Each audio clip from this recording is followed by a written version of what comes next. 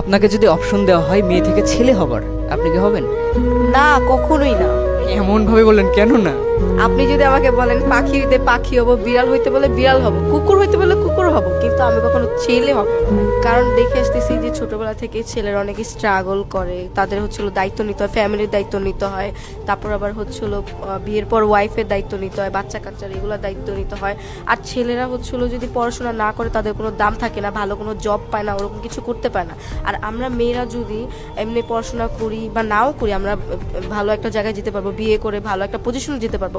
But ছেলেরা এটা করতে পারে না। ছেলেদের সব কিছুর আগে তাদের স্টাবলিশ হওয়া অনেক জরুরি, টাকা পয়সাটা অনেক জরুরি। যদি টাকা পয়সা থাকে, স্টাবলিশ হয়, তাহলে সবার কাছে দাম পাওয়া যায়। আর বিয়ের পর দেখা যায় যে যদি বউকে একটু বেশি ভালোবাসে তাহলে মা বলে, যদি আবার মাকে বেশি ভালোবাসে তাহলে বউ সহ্য হয় না। এইগুলো নিয়ে অনেক প্যারার মধ্যে পড়তে হয়। একটা ছেলের লাইফ অনেক কঠিন, অনেক টাফ।